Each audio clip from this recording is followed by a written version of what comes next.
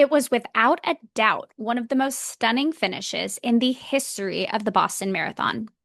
Despite Quebecois runner Jacqueline Gouraud, herself an underdog, leading the women's field for nearly the entire race on that mild, cloudy day in 1980, it was another competitor who turned right on Hereford, left on Boylston, and broke the tape in a near record time of 2:31:56. Even more incredibly, this winning woman appeared to be a medical marvel, running 26.2 miles while barely breaking a sweat. Her name? Rosie Ruiz. And her ingenious secret strategy for winning Boston? Not running the first 25.7 miles of the race. Today is Tuesday, July 8th, 2025, and on this day in 2019, notorious Boston Marathon cheater Rosie Ruiz died at the age of 66.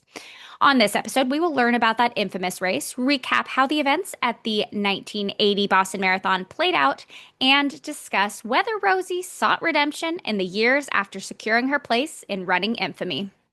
I'm your host, Running Up That Hillary, and you are listening to Today in Running History.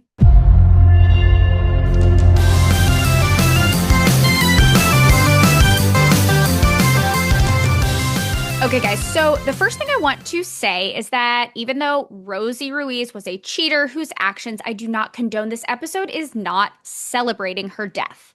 I have chosen to talk about her today because there are so many stories to cover within the 129 years of the Boston Marathon and relatively few days in mid-April to cover them all. So I just need to get creative with my timing.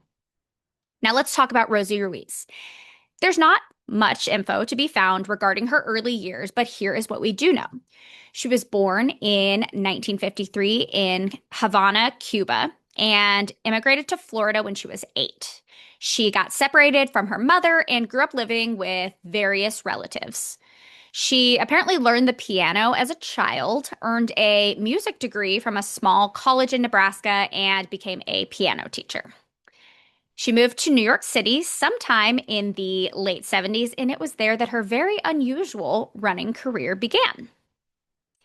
In 1979, Ruiz came out of nowhere to place 11th in the New York City Marathon in a race that marked the first time she had ever even attempted that distance. Her time of 2:56:33 qualified her for the Boston Marathon the following spring. And so on Patriots Day 1980, she joined the more than 200 women who lined up in Hopkinton to begin the 84th running of the Boston Marathon. The starting gun went off and the women took off. Just over 2.5 hours later, race spectators were gobsmacked to see a lone woman in a bright yellow t-shirt making the final turn onto Boylston, looking strong as she headed toward that finish. This wasn't Patty Lyons, the local favorite, or Jacqueline Gouraud, the woman who had led the entire race, nor was it any other runner who had been part of the lead pack or known to anyone at all in the entire running community. Sporting a wide smile and looking positively peppy, the unknown brunette crossed the finish line all alone. Rosie Ruiz accepted the race's famed laurel wreath and soon began fielding reporters' questions. The first of those reporters was none other than Kathrine Switzer, who had famously become the first woman to officially run Boston 13 years earlier and was now a television correspondent. When Switzer asked Ruiz about interval training, Ruiz, confused, replied, "What's an interval?"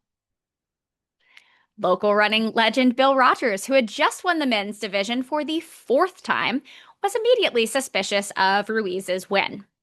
As they sat together on the award podium, he noticed how dry her cotton shirt was. An unknown woman winning the Boston Marathon was one thing, but doing it without sweating, that just didn't make any sense. But you didn't have to be an elite runner to have questions about whether Ruiz's victory was too incredible to be true. While electronic race checkpoints and wearable tracking tech did not yet exist in 1980, event officials did have other ways of ensuring a fair race within the elite field. Spotters situated along the route noted the bib numbers of the race leaders as they ran by. Large races like Boston were also heavily photographed and televised, so plenty of visual evidence existed in case a review was needed.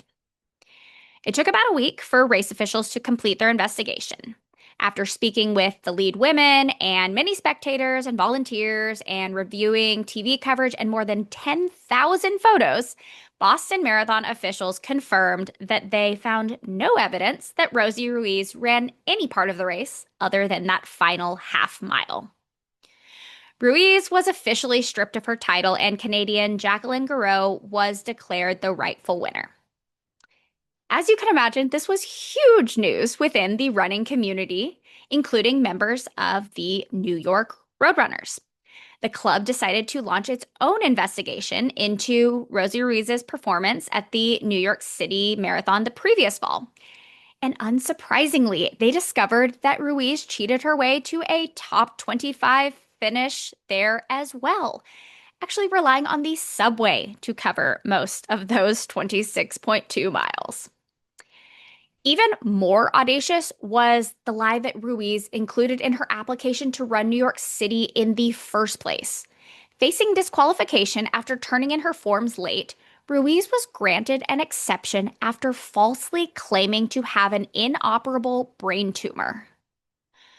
And just like that, Ruiz was disqualified from both races, putting an end to her brief but newsworthy running career. In the 4 decades that followed, Ruiz never admitted that she had cheated, much less gave a reason why she did it or even offered an apology.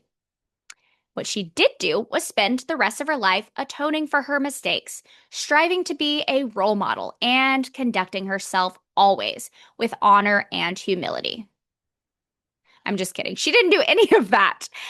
2 years after the Boston Marathon scandal, Ruiz was arrested for stealing $60,000 from the company she worked for.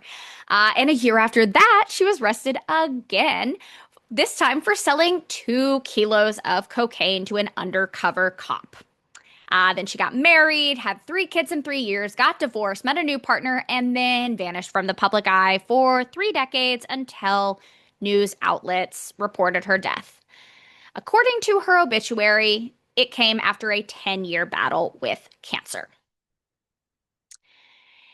In 2005, on the 25th anniversary of what should have been her win, Jacqueline Gouraud finally got to symbolically break the tape of the Boston Marathon. The always classy Canadian refused to be bitter or hold a grudge against Ruiz. She said in an interview, "People, they're still sorry for me, but at the same time, I think they should feel more sorry for her." I'm happy to say that Gouraud created a legacy that extends far beyond that injustice in Boston. She made the podium at many more marathons throughout the 1980s and has cited motherhood at 39 as an equal pride point. Now 72, the Canadian Running Hall of Famer still runs cross-country skis and leads running workshops. And that is all I have for y'all today. Thank you so much for listening. Make sure to follow, subscribe, comment, share, like, love, do it all. And then tune in tomorrow for an interview with my personal favorite runner of all time. I am so excited for this one. I am your host, Running Up That Hillary, and this has been Today in Running History.